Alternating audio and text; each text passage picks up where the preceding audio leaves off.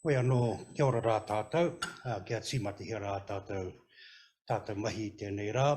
He honore he korori ki te atua, mā ngā rongo ki te whenua he whakaaro pai ki ngā tangata katoa. E te atua anei mātara inu atu ki a koe, hei tuku i a mātou whakamoimiti whakawhetai ki a koe. E tō mātou matu e tarangi, tau mai rau mana ki tanga ki runga ki a tātara i tēnei wā. Arihina mātou ki te wāhi pai, ki te wāhi tika, koe prātu ki tō tātou ariki. Āmene.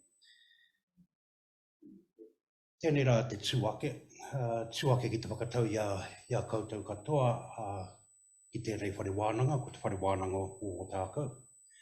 Anau mai haramai koutou, mai tata, mai tā wāhi, nau mai haramai, koutou o te hiko o te hika, te au pauri, Ngāti kahu, Ngāti kori, te rāroa, te uri o hau, ngā puhi, nui tonu, Ngāti whātua, nau mai haramai, nau mai haramai.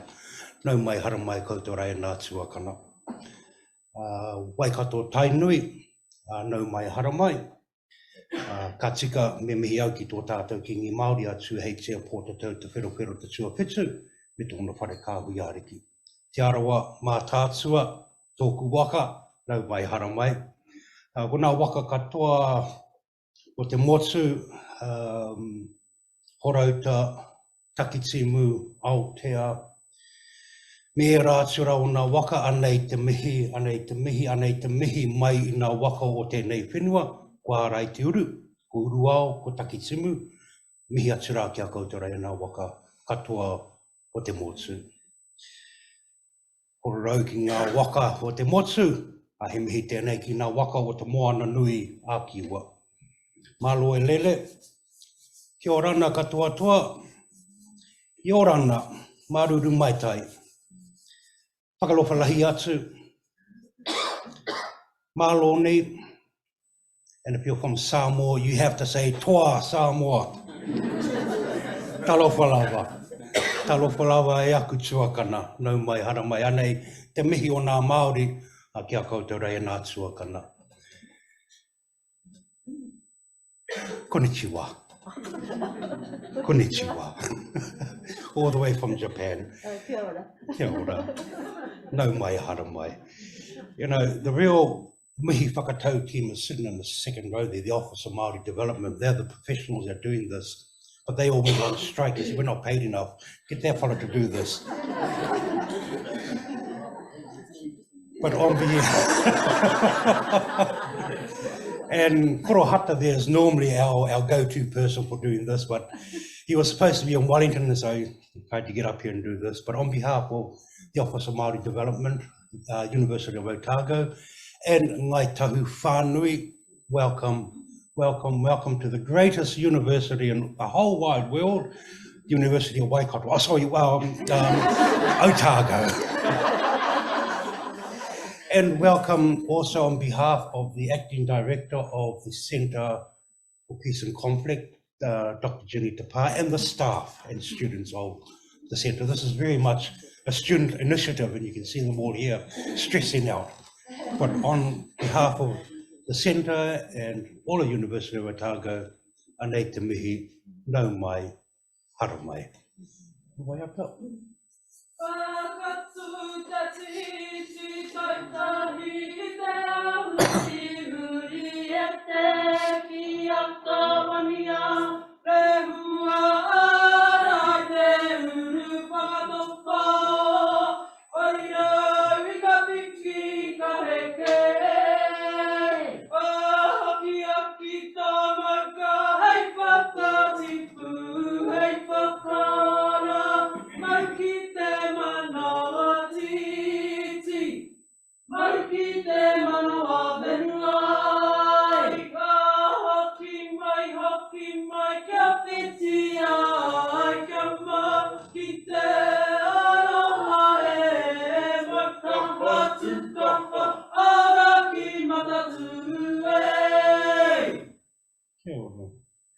Me mihi au ki ngā mate kairunga i a koutou, me ngā mate kairunga i a mātou. Hāpiti hongo tātai hono, te hunga mate ki te hunga mate, te hunga ora ki te hunga ora. Tātou rei ngā mahu e tango a kui mā puru mā, tēnā koutou, tēnā koutou. Kia ora tātou katoa. This is my third conference this week where I've had to come along and do this. But this is the first conference where the students have actually asked me to make some opening comments. And I've put together just a bit of a PowerPoint. And you know the theme up there, and this is only going to be about 5 minutes, and I've entitled my opening comments, Indigenous Connections. Indigenous Connections. Hope I can get this right. There we go.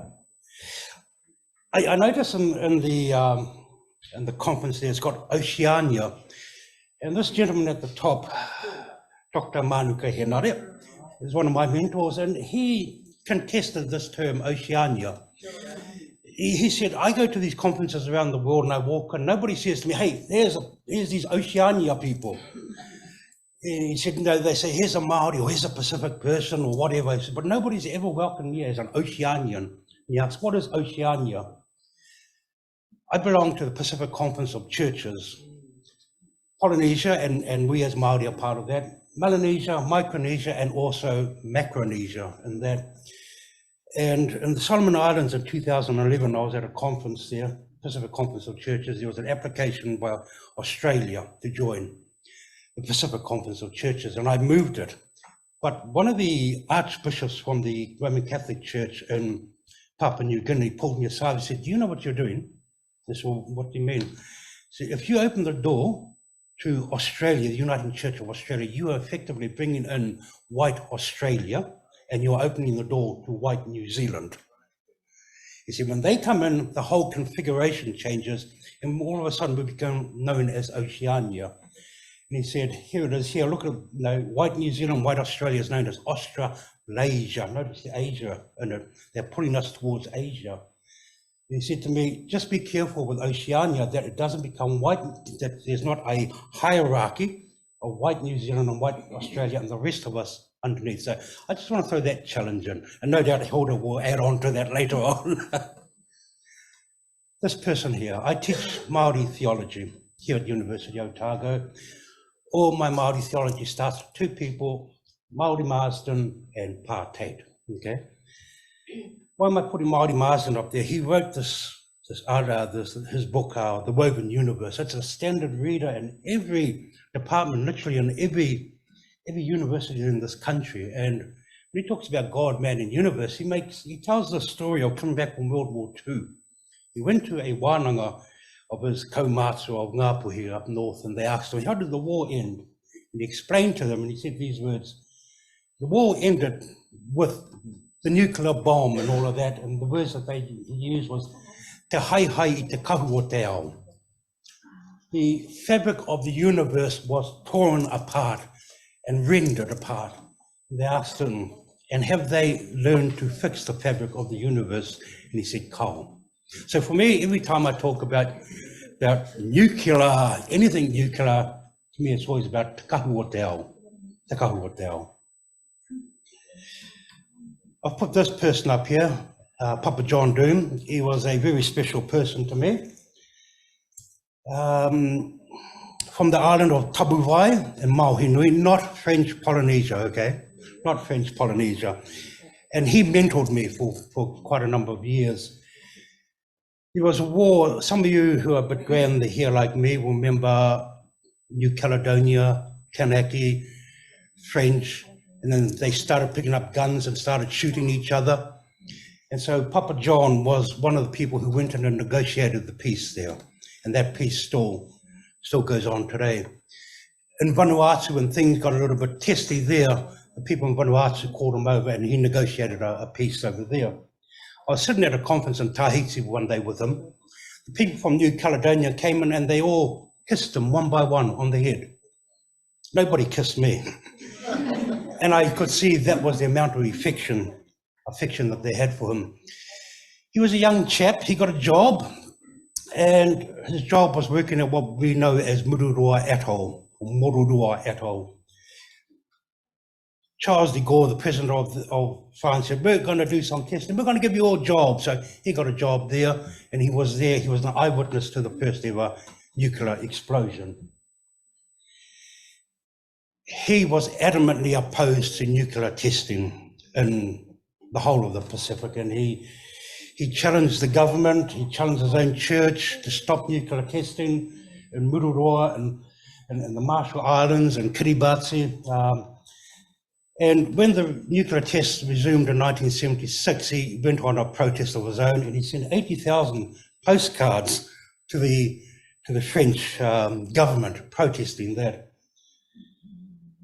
But Papa, he started up this organisation here, Mururoa e Tātou, Mururoa and Us. He was a foundation member of that, and he gave me this here, pearl shell, and also this one here as well. And what does Mururoa e Tātou stand for? If I can find my glasses, I'll read it. And it's on a pearl shell. It's got truth and justice for the victims of Mururoa, Mururoa e Tātou, Peace Boat, January 2011. That's when he made this. He said there were over 1,000 people there at Mururoa. Many of them were Indigenous people. 85% of them, he said, have health problems today. 32% of those people have cancer. So Mururoa e Tātou was about them, the victims of nuclear testing, and trying to get recognition and compensation for them from the French government. They've got over 1,000 claims before the government. To date, only 19 claims have been recognised and given any form of compensation.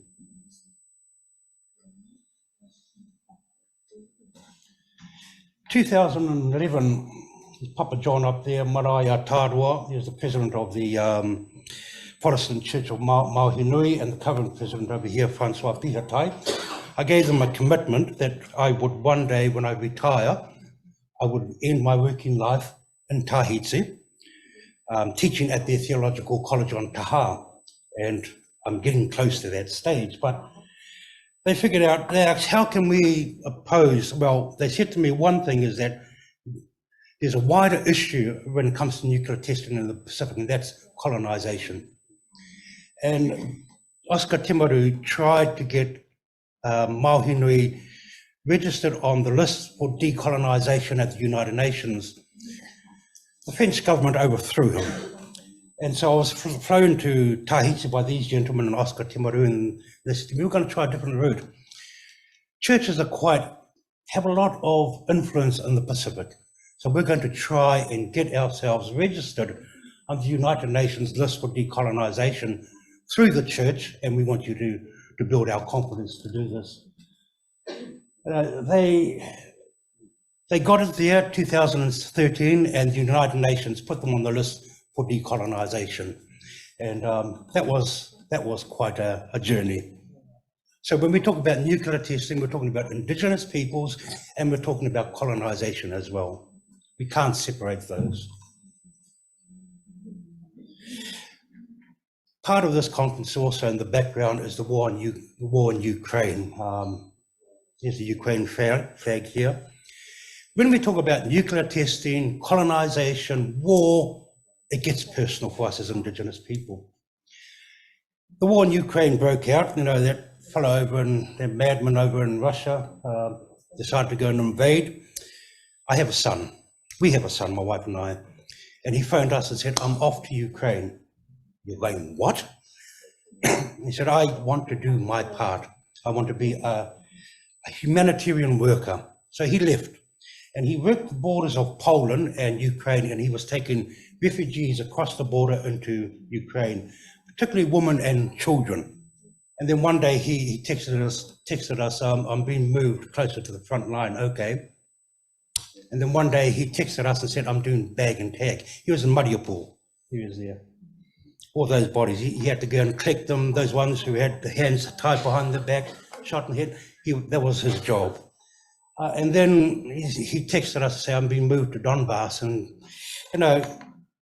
during World War II, I listened to my grandparents and their generation talking about their experience in World War II, when their sons and daughters went off to the war. And they used to say, we lived on a daily diet of Karakia. A daily diet of Karakia. I learned what they meant. With my son being in these war zones, 2 o'clock in the morning, I'd wake up, go straight into Karakia. 5 o'clock in the morning, I'd wake up, go straight to 10 o'clock in the morning, I'd be sitting in my office, I'd close the door, start karakia. So I'd learned what my grandparents' generation said. We lived on karakia. That was our daily diet. Until one day, he just went quiet. When you're in a war zone, whether you are a humanitarian worker or a fighter, liberation fighter, the bombs and the cruise missiles don't distinguish between people. He was in a team of 7 people, 2 Māori, and they were collecting their medical supplies, and then the missiles came raining down on him. The building that they were in simply collapsed. 2 of his team were killed, and he was badly wounded from right down here. He should have bled out. He should have bled out and died, and I would have known what my grandparents' generation went through, because when they left, they signed a paper saying, if we die over there, we will be buried there. And luckily, one of the other ones just grabbed him and dragged him to safety, and he was evacuated out to Odessa. He's home now, he's recovering. So when we talk about things like this, it gets personal. For a lot of us, it gets personal. I would say the reason why many of you are here is there's a personal connection somewhere in all of this. Come on. While we talk about wars overseas, I do want to raise the flag for West Papua. These people here from the church in West Papua, they flew over, came to a conference here. Conference finished, they hopped in my car and said, we're coming home with, oh great, okay. And they told me what life was like for them in West Papua, and the hundreds of thousands of people who've gone missing. I have no idea whether they're alive or dead, but when we talk about war, nuclear, genocide, colonization, let's remember that it's still happening today in our part of the world. So my closing remarks, opening comments, nuclear testing, colonization, war, genocide. This is the price of citizenship for Indigenous people in this part of the world. This is the price that we as Māori pay. This is what Aboriginal people have had to suffer. People of Mauhinui, West Papua, New Caledonia. This is the price of our citizenship. When our ancestors signed the Treaty of Waitangi, we didn't sign up for this. We signed up for a better life. So those are my opening comments. Kia ora tātou.